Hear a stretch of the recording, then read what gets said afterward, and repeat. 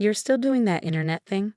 My brother David smirked across the Thanksgiving table, carving into his turkey with an air of superiority that only a Wall Street banker could muster.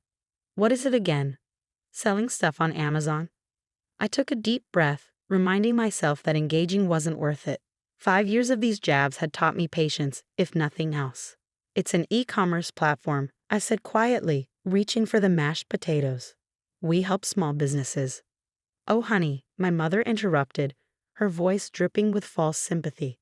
Don't you think it's time to look for a real job? Your cousin Jessica's firm's hiring.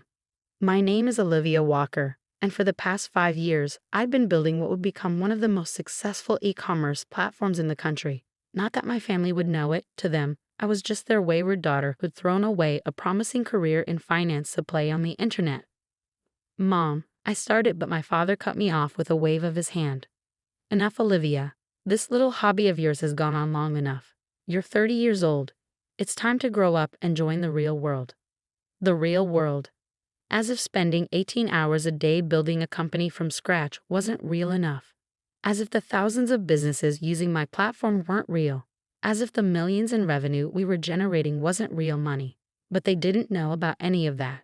I'd stopped sharing details of my business with them years ago, when it became clear they weren't interested in understanding what I was building. To them, success only counted if it came with a corner office and a prestigious company name.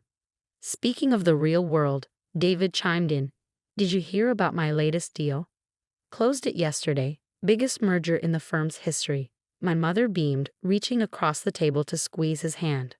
That's wonderful, darling. Will this mean another promotion? I pushed my food around my plate, letting their conversation wash over me. It was always like this. David's achievements celebrated, mine dismissed. He was following the path they understood. Prestigious college, Wall Street job, steady climb up the corporate ladder. I dared to do something different, and in their eyes that made me a failure. Later that evening, as I helped my mother clean up in the kitchen, she tried again. Olivia, sweetheart, I'm just worried about you. All this time alone, staring at computer screens. It's not healthy. I scrubbed a pan with more force than necessary. I'm not alone, Mom. I have a team now, 20 people actually. She paused, dish towel suspended midair. You have employees? Yes, I said, keeping my voice level. We moved into a real office space last month. For a moment, I saw a flicker of interest in her eyes. But it quickly disappeared. Well, that must be expensive. Are you sure you're not getting in over your head? And there it was, the constant doubt, the assumption that I couldn't possibly know what I was doing. I'd stopped telling them about my successes because their response was always the same. Concern, skepticism, and thinly veiled disapproval. I'm managing fine, I said shortly, putting the last dish in the drying rack. I should get going. Early meeting tomorrow. Meeting? My father scoffed from the doorway. With your computer? I grabbed my coat and purse, fighting back the urge to tell him exactly who my meeting was with, one of the largest venture capital firms in Silicon Valley. But what was the point? They'd made up their minds about my hobby long ago. The drive home gave me time to decompress, to shake off the weight of their disapproval. My phone buzzed with a text from my best friend and COO, Maya. How was the family inquisition? I smiled despite myself. Same as always. David's a genius, I'm wasting my life. You know, the usual. If they only knew, she replied. Can't wait to see their faces when the news breaks. Ah yes, the news. The thing I'd been sitting on for weeks now, wanting to tell my family but knowing they wouldn't understand its significance. The Forbes article was scheduled to come out in less than a month, featuring our company in their annual 30 Under 30 list.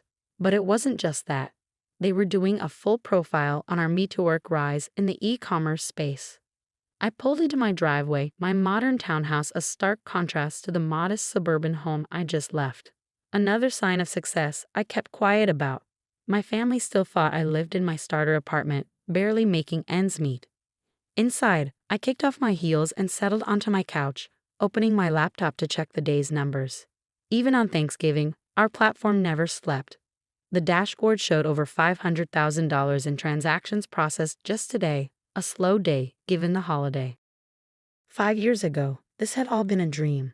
I was working 60-hour weeks at a prestigious financial firm, doing exactly what my parents wanted, and feeling completely unfulfilled. The idea for my platform came from watching small business owners struggle with online sales. They needed something simpler, more intuitive, more integrated than what was available. I started building it nights and weekends, learning to code through online courses, piecing together the foundation of what would become Walker Commerce. When I quit my job to pursue it full-time, my family thought I was having a mental breakdown. "She's throwing away everything she's worked for," I overheard my mother telling her friends. And for what? Some website.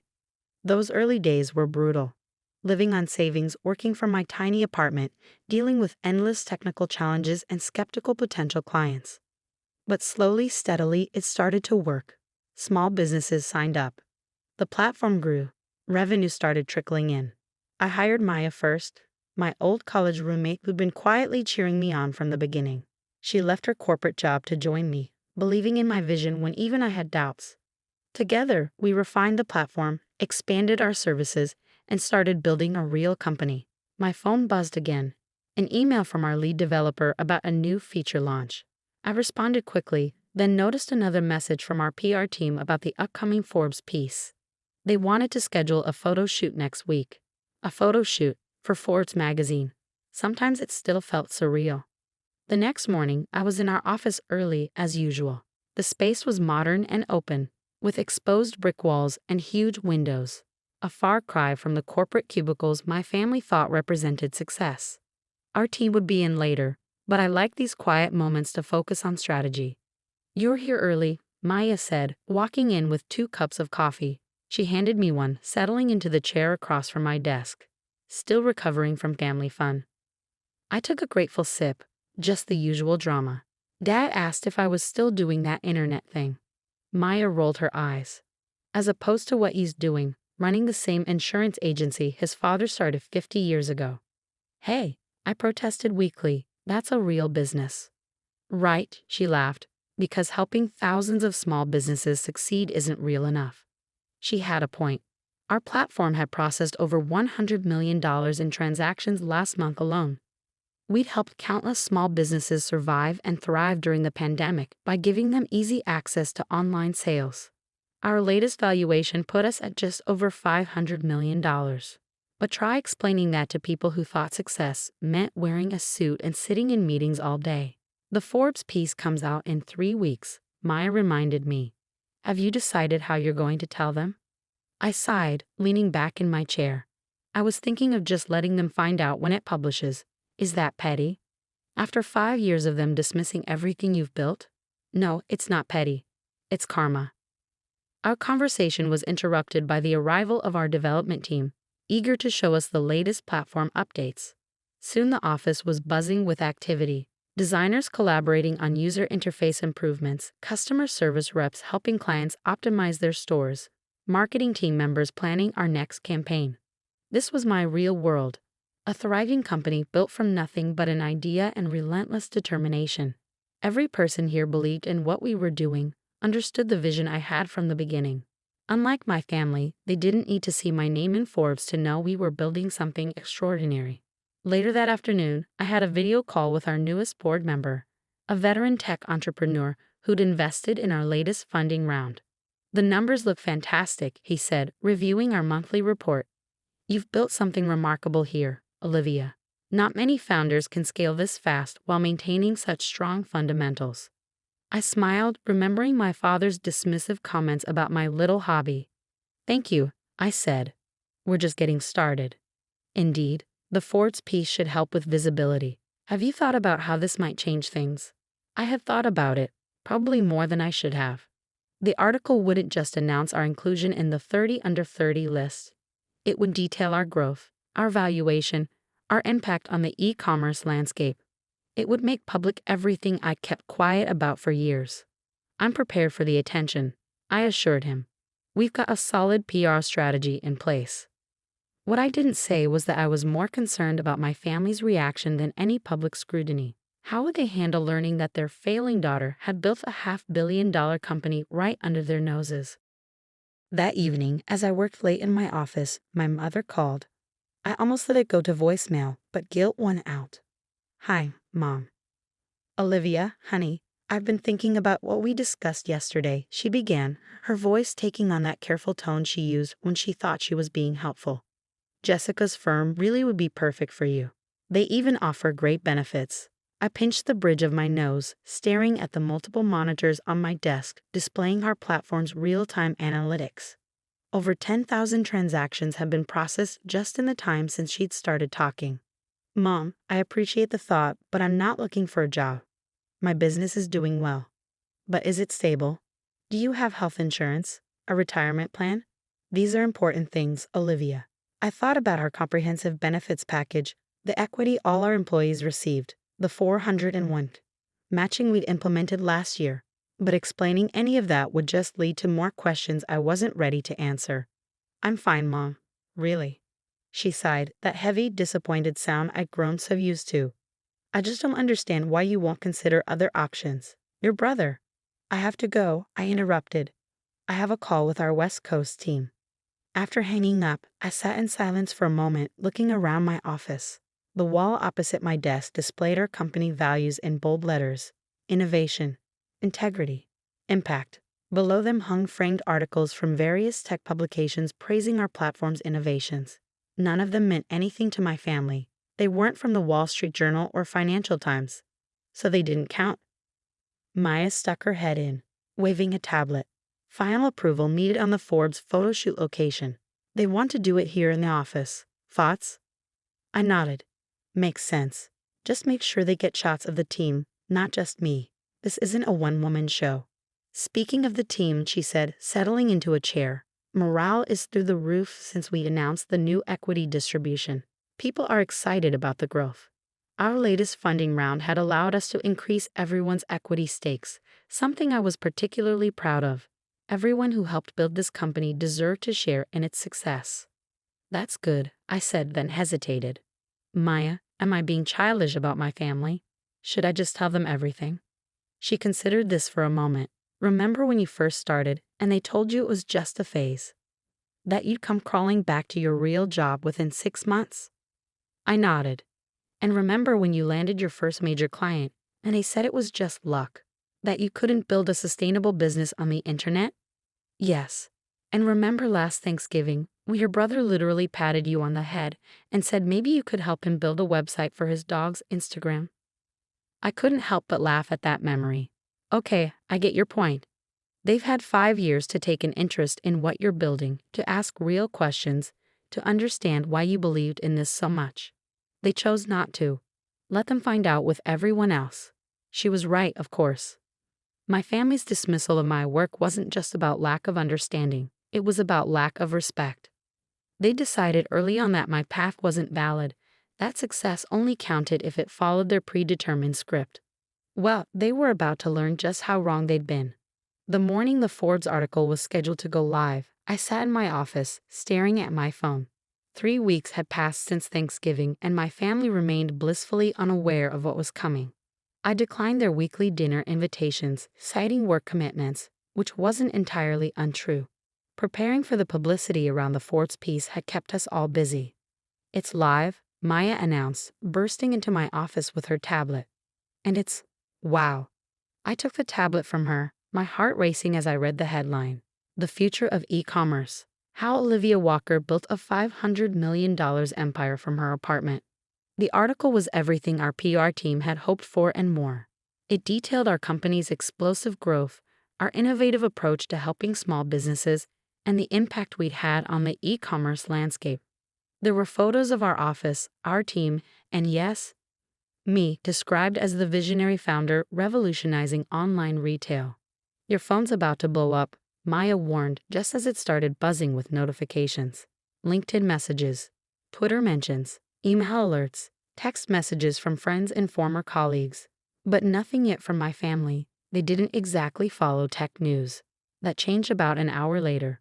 Olivia, my mother's voice was shrill through the phone. Why is Jessica calling me asking about you being in Forbes magazine? I took a deep breath. Because I am in Forbes magazine, Mom. The article just came out this morning. But how? Why? What's this about a $500 million company? That would be my little hobby, I said, unable to keep the edge out of my voice. The one you and Dad have been telling me to quit for the past 5 years. Silence on the other end. Then, we're coming over. To your office. Right now. Mom, I have meetings. Cancel them, she interrupted. Your father and I, we need to see this for ourselves. I looked at my calendar, back-to-back calls with investors and partners interested in the Ford's coverage. I can't just cancel everything. I'm running a company, remember. Please, Olivia, her voice softened. We need to understand. I sighed, signaling to Maya through the glass wall of my office.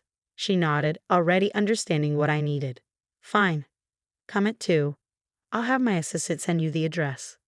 Assistant, my mother squeaked, but I'd already hung up. Maya stuck her head in. Family drama incoming. They're coming here at 2. Can you? Already rescheduling your afternoon, she finished. Want me to warn the team? I nodded. Our employees knew bits and pieces about my family situation. It was hard to hide when we all worked so closely together. Just let them know we'll have visitors. The next few hours were a blur of calls and emails, responding to the wave of interest generated by the Ford's piece. Our PR team was fielding media requests, our sales team was swamped with inquiries, and our servers were handling record traffic from people checking out the platform. At exactly 2 p.m., the elevator doors opened and my parents stepped into our office. Their expressions as they took in the space, the modern decor, the bustling workforce, the wall of press mentions, were almost comical. Ms. Walker, our receptionist called out, your parents are here. Heads turned throughout that office. I could feel my team watching, curious about the family they'd heard so much about. I stepped out of my office to greet them. Mom, Dad, welcome to Walker Commerce. My mother was clutching her purse like a lifeline, her eyes darting around the space. My father stood rigid, his face unreadable. This is all yours, he asked. Yes, I said simply. Would you like a tour? I led them through the office, explaining each department's function, introducing key team members. Maya joined us partway through, adding context about our growth and achievements. So when you said you had employees, my mother trailed off, watching our development team collaborate on a new feature.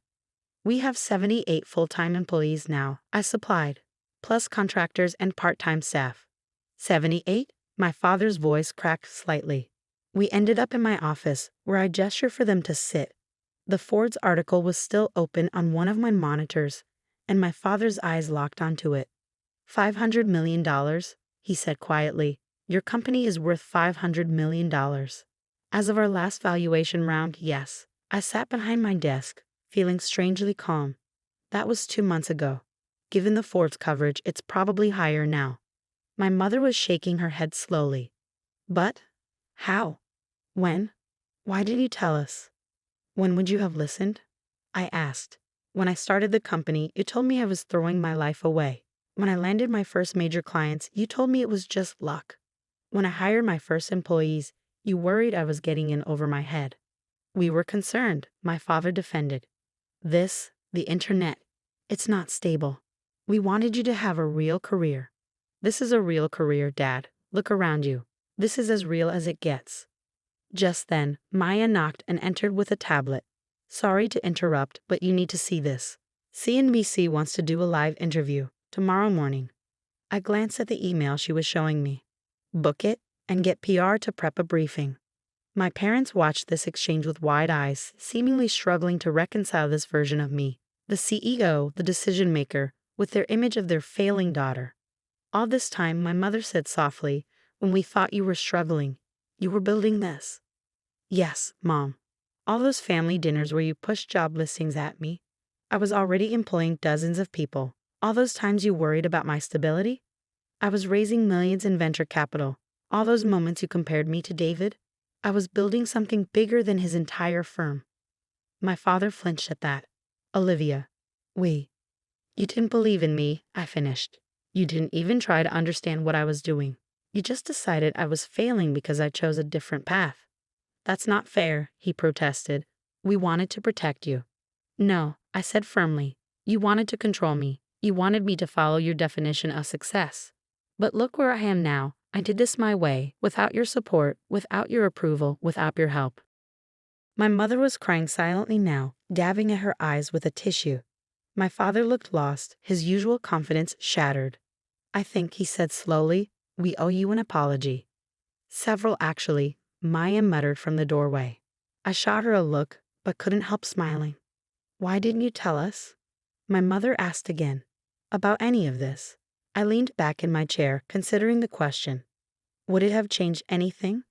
Would you have suddenly understood what I was building? Would you have stopped pushing me to get a real job? They exchanged glances, unable to answer. That's what I thought, I said.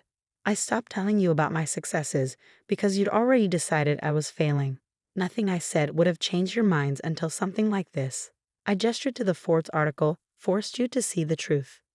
Just then, my phone buzzed with another notification. I have a call with Singapore in 5 minutes, I said, standing. Maya can show you out. Singapore. My father repeated weakly. We're expanding into Asian markets, I explained. The call's with our new regional partners. My mother stood, clutching her purse. Olivia, please, can we have dinner tonight? As a family? We need to talk about all this. I looked at them, really looked at them. My father, who'd spent years telling me I was wasting my potential. My mother, who'd worried I was throwing my life away. They looked smaller somehow, their certainty about the world and their place in it shaken. I can't tonight, I said. We're having a company celebration for the Forbes piece, but maybe this weekend. They nodded, accepting this small concession. As they turned to leave, my father paused at the door. We were wrong, he said quietly, about everything.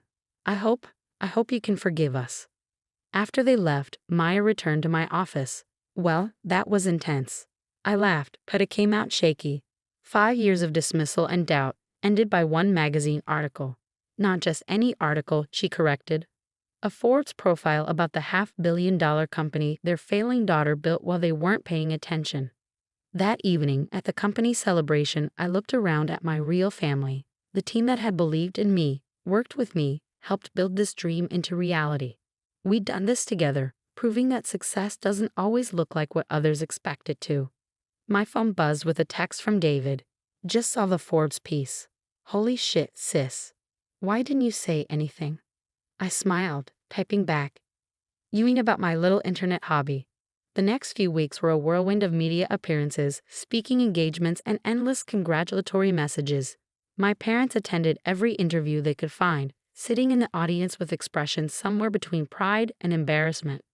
At the first family dinner after the Forbes reveal, the dynamic was completely different. Gone were the job suggestions and worried looks. Instead, they asked real questions about the business, actually listening to my answers. I still can't believe it, my mother said, passing the salad. All this time when you thought I was failing. I finished. Maybe that's the lesson here. Success doesn't always look the way you expect it to. David, who'd flown in specially for the dinner, shook his head. I feel like such an idiot. All those times I made fun of your website. You were an idiot, I agreed cheerfully. But at least you admit it now. My father cleared his throat. Olivia, I've been thinking. The agency, maybe it's time we looked at modernizing our systems. If you think your platform could help. I smiled, remembering all the times he dismissed online business as a fad. I'll have my team reach out to you next week. We have a great solution for insurance agencies. The irony wasn't lost on any of us. The daughter they thought was failing was now in a position to help modernize the family business. Later that night, as I drove home, I thought about how success is often quietest just before it becomes undeniable. For years, I'd worked in relative obscurity, building something my family couldn't understand or appreciate. But I believed in my vision, even when no one else did. My phone buzzed with a message from Maya. CNBC tomorrow morning. Ready to shock more people who underestimated you? I smiled, thinking about all the other dreamers out there, facing their own doubting families, their own uphill battles. Maybe my story would help them hold onto their vision, even when everyone else called it a hobby. Because sometimes the biggest success stories start with someone saying, "You'll never make it," and one person deciding to prove them wrong. The glass door of Harrison Technologies felt heavier than usual that morning. Maybe it was the weight of what I carried in my pocket. A stock certificate proving I now own 2% of my father's company. 2% might not sound like much, but it had taken every penny I'd saved over the past 3 years to buy those shares. More importantly, it was just the beginning. My name is Elizabeth Harrison, though nobody at Harrison Technologies knows that. Here, I'm just Beth Williams, the quiet woman who comes in at night to clean offices. The same woman who spent the last 3 years watching, learning, and slowly piecing together her plan while the nighttime security guard dozes at his desk. I adjusted my cleaning cart, making sure the supplies were neatly arranged. Everything had to look normal, especially today. As I pushed the cart toward the elevator, I caught my reflection in the polished brass doors. At 28, I looked more like my mother than ever. The same dark hair, the same determined set to my jaw. My father wouldn't recognize me even if he looked straight at me. He hadn't seen me since I was a baby, and he never looked for me since. The elevator doors opened to the executive floor, and I stepped out into the familiar silence of the night shift. The floor-to-ceiling windows offered a spectacular view of the city lights, a view my father enjoyed from his corner office every day. I'd memorized every detail of that office during my late-night cleaning sessions. The vintage sailing photos on the walls, the collection of rare books he never read, and most importantly, the papers he carelessly left on his desk. "Evening, Beth," called out Jerry, the night security guard, barely looking up from his crossword puzzle. "Quiet night ahead." I smiled and nodded, the same routine we'd followed for 3 years. Jerry had no idea that under my cleaner's uniform, I wore a wireless earpiece connected to my phone. In my pocket, a tiny camera was ready to document anything interesting I might find on Alexander Harrison's desk tonight. Starting with the break room tonight, I said that I knew exactly where I'd be heading first. Harrison Technologies was about to announce a major acquisition, and I needed to know the details before making my next move. As I pushed my cart down the hall, I thought about how it all began. My mother, Sarah Williams, had been a junior accountant at Harrison Technologies 29 years ago. She'd fallen in love with the young, ambitious Alexander Harrison, who was already making a name for himself in the tech industry. Their relationship had been brief but intense until she told him she was pregnant. His response had been swift and cruel. A severance package, a non-disclosure agreement, and a clear message to disappear.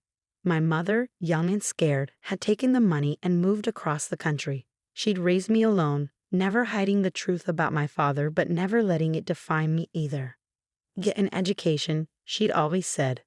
"That's something no one can take from you." I did more than that. I earned my MBA, specialized in corporate finance, and spent 5 years at one of the top investment firms in New York, all while keeping tabs on Harrison Technologies and the father who'd never wanted me. The irony wasn't lost on me. I could have walked into Harrison Technologies through the front door, resume in hand, and probably landed a decent position. But that wasn't my plan. I needed to understand the company from the ground up, to see its true inner workings, not just what was presented in board meetings and quarterly reports. I approached Alexander Harrison's office, my heart rate picking up slightly as I inserted my cleaning key into the lock. The familiar click felt different tonight, more significant, maybe because this was the first time I was entering as a shareholder, even if a minor one.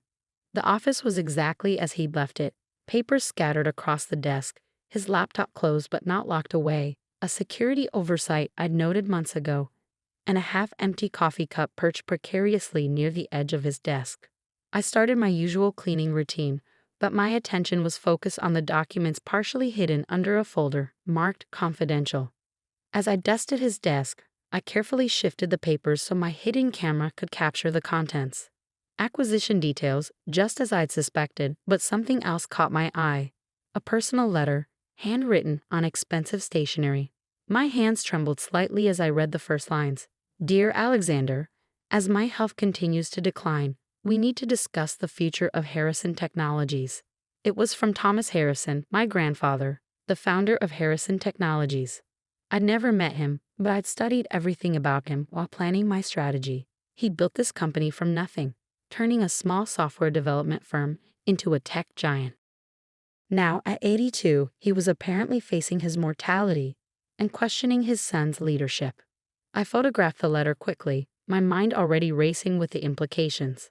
If Thomas Harrison was worried about the company's future under Alexander's leadership, it could explain the rumors I'd been hearing about potential board restructuring. The sound of footsteps in the hallway made me freeze. Not Jerry's shuffling walk. These were purposeful steps, accompanied by voices. I quickly returned everything to its original position and grabbed my cleaning supplies, making sure to look busy as the office door opened. Need to handle this carefully, a male voice was saying. The old man can't just. Alexander Harrison stopped short when he saw me, his expression shifting from surprise to annoyance. What are you doing here? I kept my eyes down, playing the part of the apologetic cleaner. Sorry, sir. Just finishing up.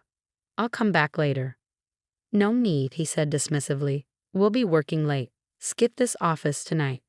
I nodded and hurried out, pushing my cart past him and the man I recognized as James Porter, the company's CFO.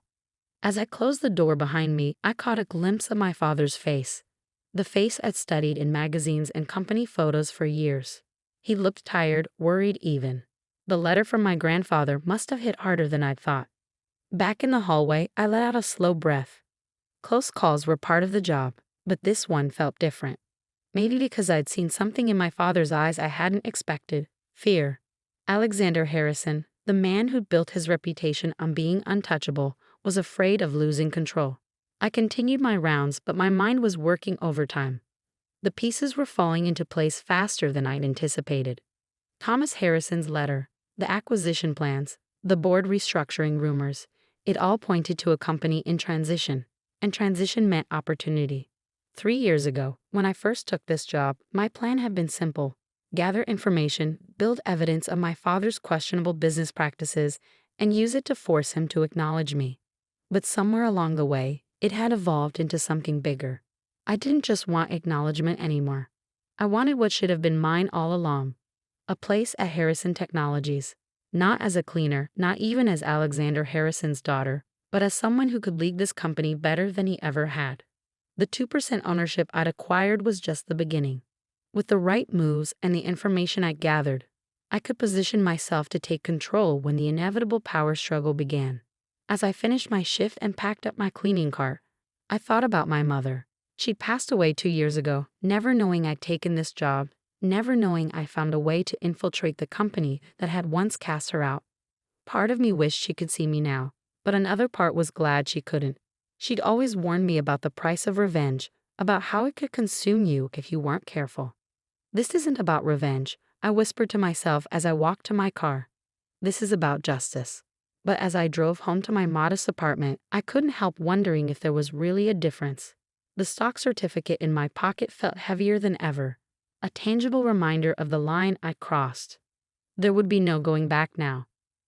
I parked in my usual spot and took the stairs to my third-floor apartment, my mind already working on the next phase of my plan. The letter from Thomas Harrison had changed the timeline. I needed to move faster, be bolder. If my grandfather was indeed dying, the power structure at Harrison Technologies would soon be up for grabs. Inside my apartment, I went straight to my home office, a small room that looked nothing like the modest dwelling of a cleaning woman. 3 monitors displayed stock charts, company news, and surveillance feeds. A wall of notes and photographs tracked the key players at Harrison Technologies. And in the center of my desk sat a photo I'd stolen from my father's office during my first week on the job. A picture of him and my grandfather at the company's IPO celebration.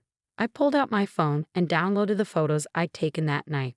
The acquisition documents would need careful analysis, but it was the letter from Thomas Harrison that held my attention. I read it again, slower this time, taking in every word. Dear Alexander, as my health continues to decline, we need to discuss the future of Harrison Technologies.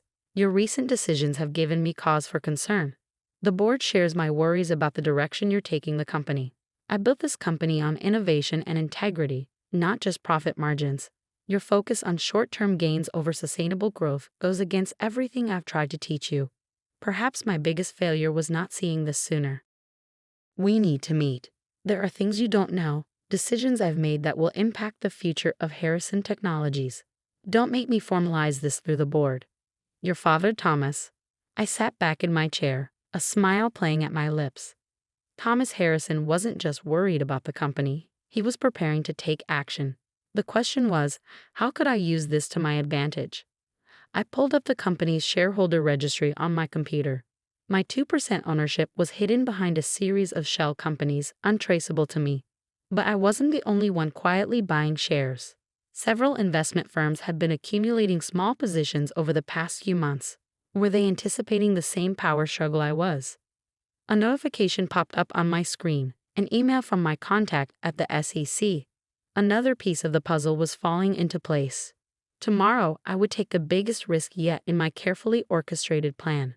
Tomorrow, I would start the process of becoming Harrison Technologies' largest independent shareholder. As I prepared for bed that night, I caught my reflection in the bathroom mirror. For a moment, I saw my mother's face again. The same determination, the same hint of sadness around the eyes. "I'm doing this for both of us, Mom," I whispered. But as I lay in bed, staring at the ceiling, I wondered if that was really true. Was I doing this for my mother's memory, for my own sense of justice, or for something else entirely? The answer, I suspected, would become clear soon enough. The next few weeks would test everything I worked for. My father thought he was untouchable, thought he could dismiss people from his life without consequences. He was about to learn how wrong he was. I closed my eyes, already planning my next move. Tomorrow would be another night of cleaning offices, gathering information, and quietly building my case. But soon, very soon, Beth the cleaner would disappear, and Elizabeth Harrison would finally take her place at the company that should have been her birthright. The game was changing, and I was the only player who knew all the rules. The morning headlines hit like a bombshell. Harrison Technologies faces hostile takeover attempt. I smiled as I read the article on my tablet, knowing I had orchestrated every word. The 15% ownership stake I quietly accumulated through various shell companies had finally been revealed, sending shockwaves through the corporate world. My father's reaction was exactly what I'd expected. Within hours, Harrison Technologies issued a statement denouncing the opportunistic attempt to destabilize a great American company. Alexander Harrison, ever the showman, scheduled a press conference for that afternoon. I watched it from my apartment, still in my cleaner's uniform after finishing my morning shift. "This company was built by my father," he declared, his voice carrying that familiar authoritative tone. "And I will not let unnamed investors tear apart his legacy." If only he knew that legacy was exactly what I was fighting for. The past 3 weeks since discovering my grandfather's letter had been a whirlwind of calculated moves. I'd liquidated every asset I owned, called in every favor, and leveraged contacts from my investment banking days to amass the capital needed for this play. The 2% stake I'd started with had been just the beginning. My phone buzzed, a message from Marcus, my old colleague from Goldman Sachs, who'd helped arrange the share purchases. "Board's calling an emergency meeting tomorrow. Your timing is perfect." Perfect timing wasn't luck. It was the result of 3 years of meticulous planning. I'd watched Alexander Harrison run this company like his personal kingdom, making decisions that benefited him while ignoring long-term consequences. The acquisition he'd been planning would have gutted the company's R&D department, sacrificing innovation for quick profits. Just like my grandfather's letter had suggested, Alexander cared more about short-term gains than sustainable growth. I changed out of my cleaner's uniform and into a carefully chosen outfit, a charcoal gray suit that cost more than Beth the cleaner made in 3 months. Tonight would be my last shift at Harrison Technologies, though no one knew that yet. I had one final task to complete before revealing myself. The night shift started as usual. Jerry barely looked up from his newspaper as I wheeled my cleaning cart toward the elevator. But tonight, instead of heading straight to the executive floor, I made my way to the IT department on the 3rd floor. "Evening, Beth," called out Mike, the night shift IT tech. Like Jerry, he'd grown used to my presence over the years. Unlike Jerry, he'd actually been helpful, unknowingly providing valuable information about the company's network security. "Hi, Mike," I said, keeping my voice casual. "Server room needs cleaning tonight. Mr. Harrison's orders." Mike frowned. "Really? Nobody told me about that." I shrugged, pulling out a work order I forged. "Just following the schedule." He glanced at the paper and nodded. "All right, but be careful in there. Don't touch anything that looks important." If only he knew what I was really after. Inside the server room, I quickly located what I needed: the backup drives containing board meeting recordings from the past 5 years. My father, ever paranoid about leaks, insisted on recording every meeting. Those recordings had captured countless instances of his questionable decision-making, including discussions about burying negative product reviews and sidestepping regulatory requirements. I slipped the drives into a hidden compartment in my cleaning cart, replacing them with identical ones that contained nothing but static. By the time anyone discovered the switch, it would be too late. As I finished my rounds, I took one last look at my father's office. The space that had once intimidated me now seemed smaller, less impressive. The vintage sailing photos, the rare books, the elaborate desk, all of it spoke to a man more concerned with appearances than substance. "Goodbye, Beth," Jerry called out as I left for the last time. "See you tomorrow." "Goodbye, Jerry," I replied softly, knowing I'd never see him again. Back home, I carefully added the stolen drives to my evidence wall. Tomorrow, everything would change. The board meeting was scheduled for 9 a.m., and I had no intention of missing it. I spent the night reviewing my presentation, making sure every detail was perfect. The hostile takeover attempt was just the opening move. Once the board saw the evidence I gathered, the financial mismanagement, the ethical breaches, the pattern of decisions that put personal profit above company interests, they would understand why Alexander Harrison needed to be removed. Morning came too quickly and not quickly enough. I dressed carefully in a tailored black suit, my mother's sapphire pendant around my neck. The pendant was the only piece of jewelry she kept from her time with Alexander, a gift from him during their brief relationship. She'd given it to me on my 21st birthday, saying, "Remember who you are, not just whose you are." The Harrison Technologies lobby felt different as I walked through the main entrance instead of the service entrance. A security guard at the desk didn't recognize me without my cleaner's uniform. "May I help you?" I handed him my ID, my real ID. Elizabeth Harrison for the board meeting. His eyes widened slightly at the name, but he quickly composed himself and made a call. Within minutes, I was being escorted to the boardroom on the top floor. The room fell silent as I entered. 12 pairs of eyes turned to stare at me, but I only cared about 2. My father, standing at the head of the table, looked confused and irritated by the interruption. And my grandfather, Thomas Harrison, sitting in his wheelchair by the window, studied me with an intensity that suggested he already knew who I was. "Who are you?" Alexander demanded. "This is a private meeting." I smiled, feeling oddly calm. "My name is Elizabeth Harrison. I represent the investment group that now owns 15% of this company." I paused, letting that sink in before adding, "I'm also your daughter." The silence that followed was deafening. Alexander's face went pale, then red. "This is ridiculous," he sputtered. "Security." "I wouldn't do that," I said, pulling out a USB drive. "Not before the board sees what's on here." Thomas Harrison held up a hand, stopping the security guard who had started toward me. "Let her speak." For the next hour, I laid out my case. The financial records showing Alexander's mismanagement, the evidence of ethical breaches, the pattern of decisions that had weakened the company's competitive position. With each revelation, I could see the board members' expressions shifting from skepticism to concern to outrage. "This is a fabrication," Alexander interrupted, his voice shaking. "She's trying to destroy everything we've built." "No," I said firmly. "I'm trying to save it. I've spent the last 3 years learning this company from the ground up, watching you run it into the ground. I worked as a cleaner, coming in every night, seeing how things really operated when you thought no one was watching."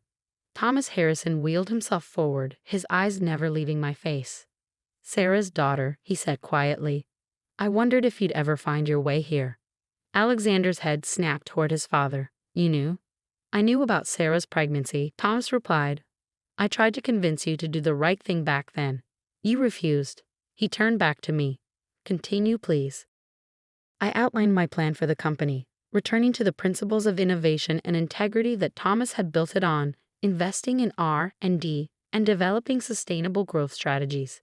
As I spoke, I could see the board members nodding, some taking notes, others whispering among themselves. "This is absurd," Alexander cut in again. "You can't seriously be considering." "We're not just considering it," Thomas interrupted. "We're voting on it." Now, what followed was the longest 30 minutes of my life. The board voted to suspend Alexander pending a full investigation of my allegations. Thomas Harrison was reinstated as interim CEO, with me appointed as Chief Strategy Officer. As the board members filed out, Alexander remained frozen in his chair, staring at me with a mixture of anger and disbelief. "Why?" he finally asked. Why come back after all these years? I met his gaze steadily. Because this company deserves better than what you've given it. Because the daughter you dismissed might be the only one who can save your father's legacy. I built this company into what it is today, he protested. No, Thomas said firmly. You inherited a great company and nearly drove it into the ground.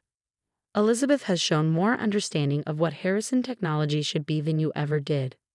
As I turned to leave, Alexander called out, You think this makes us family? You think this changes anything? I paused at the door. No, it doesn't make us family, but it does make me your boss. The look on his face as I walked out was something I'd remember for a long time. In the hallway, Thomas gestured for me to follow him to his private office. Once inside, he pulled out an old photograph from his desk drawer, a picture of my mother holding me as a baby. I kept track of you over the years, he said softly. Your achievements, your education. I should have done more. Why didn't you? I asked, the question I'd wondered about for years finally coming out. He sighed heavily. Pride, perhaps, or cowardice. I let Alexander's mistakes become my own.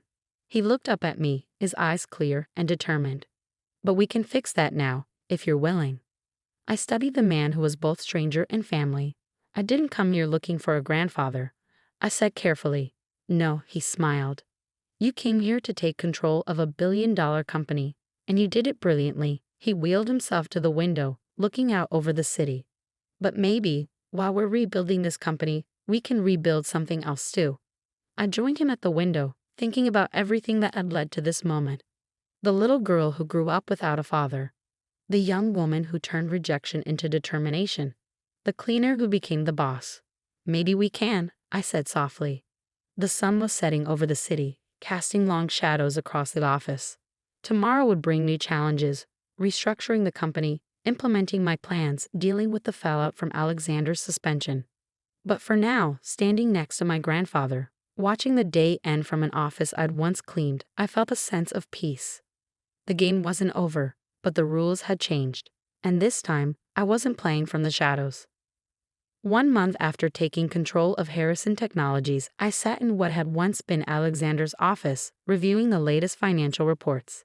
The vintage sailing photos were gone, replaced by charts tracking our new R&D initiatives. The pretentious rare books had given way to actual technical manuals and industry analyses. This wasn't just an office anymore. It was a command center for rebuilding the company. My phone buzzed with a text from Thomas. Board meeting in 20 minutes. Alexander's appealing his suspension. I wasn't surprised. My father had spent the past month building his case, claiming I had obtained information illegally during my time as a cleaner. He'd hired the best lawyers money could buy.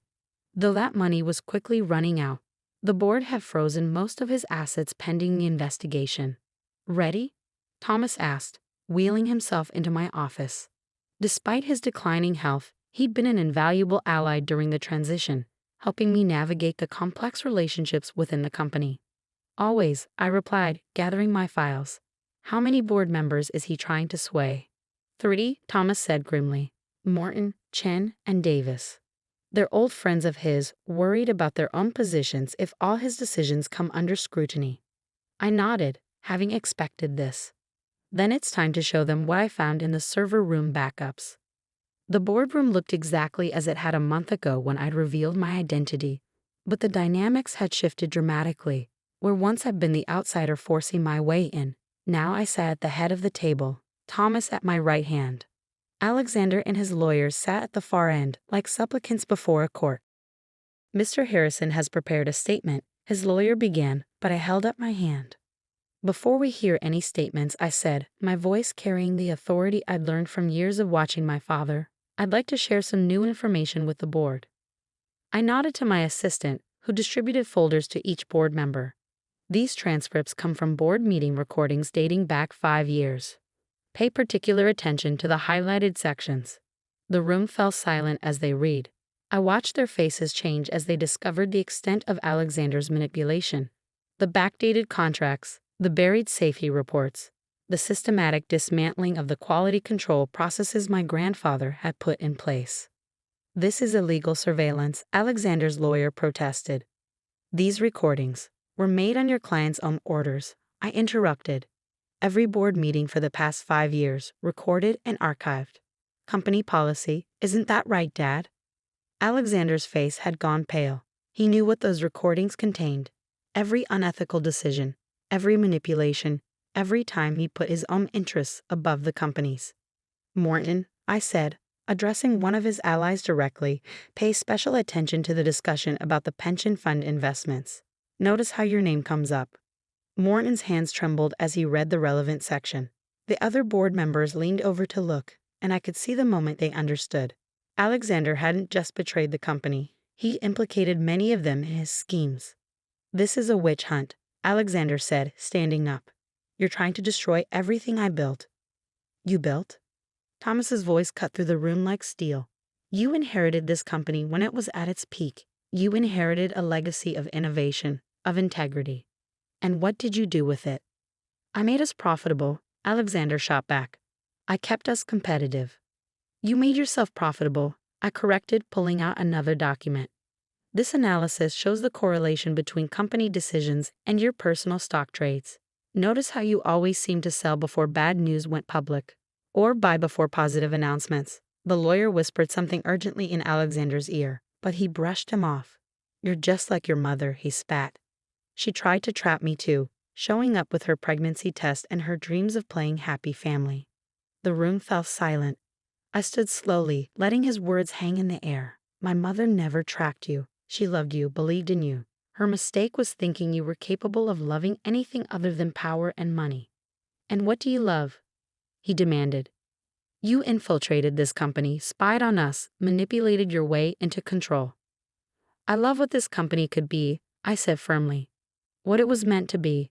I spent 3 years cleaning these offices, watching talented people being held back by your ego. I saw innovations buried because they didn't fit your short-term profit goals. I watched you slowly kill everything my grandfather built. Our grandfather, he corrected bitterly. No, Thomas said quietly. She earned the right to call me that. You lost it. The board voted unanimously to make Alexander's suspension permanent. His allies, seeing the evidence of his manipulation, turned on him to save themselves. As security escorted him out, he turned to me one last time. You think you've won? He asked, his voice breaking. You think you can run this company better than I did? I met his gaze steadily. I already am. The next few hours were a blur of paperwork and preparations. The press would need to be notified, statements prepared, markets managed. But before all that, I had one more task to complete. I went down to the lobby where Jerry was just starting his night shift. He looked up in surprise as I approached his desk. Ms. Harrison, he said uncertainly. I mean, I guess you were Beth? I don't. I smiled, holding out an envelope. Thank you, Jerry, for being kind to the cleaning woman who never existed. Inside the envelope was a promotion letter. Head of Building Security, reporting directly to me. His eyes widened as he read it. I don't understand, he said. Why? Because you treated everyone with respect, regardless of their position. That's the kind of person we need here. Next, I visited Mike and it. He got a promotion too, along with funding for the security upgrades he'd been requesting for years. One by one, I sought out the people who'd shown kindness to Beth the cleaner, who'd done their jobs with integrity, even when management didn't care. That evening, as the sun set over the city, I found myself back in my old cleaning closet. My cart was still there, though someone else would be using it now. I ran my hand along the handle, remembering all the nights I pushed it through these halls, gathering information, building my case, preparing for this moment. Having second thoughts? Thomas asked from the doorway. I turned to face him, smiling. No, just remembering where I started. He wheeled himself closer, looking thoughtfully at the cleaning supplies. You know, I've been thinking about what you said in the board meeting, about what this company could be. And I think you're already making it happen. He pulled out an old photograph. Not the one of my mother this time, but one I'd never seen before. It showed him as a young man, standing in front of a tiny storefront with a hand-painted sign, Harrison Electronics. I started with nothing, he said softly, built it all from scratch. Your father never understood that part. He was born into success, never had to fight for it. Like me, I pointed out. He shook his head. No, you fought harder than anyone. You could have come in with lawyers and demands, tried to claim your birthright through the courts. Instead, you learned this company from the ground up. You earned every bit of it. I felt tears threatening but held them back. I'm not finished earning it. No, he agreed. But you've made one hell of a start. The next morning, I arrived early to find a line of reporters outside the building. News of Alexander's permanent removal had leaked, and everyone wanted the story. I straightened my jacket, touched my mother's pendant for luck, and stepped out of my car. "Ms. Harrison," they called out, "is it true you worked as a cleaner here? Did you really spy on your own father? What are your plans for the company?" I paused at the top of the steps, thinking about everything that had brought me to this moment. The little girl who grew up without a father. The woman who spent years planning her revenge. The cleaner who became CEO. Harrison Technologies is entering a new era, I said clearly. We're returning to our roots of innovation and integrity, while moving forward into the future. As for working as a cleaner, yes, I did. Because sometimes the only way to really understand a company is to see it from the ground up.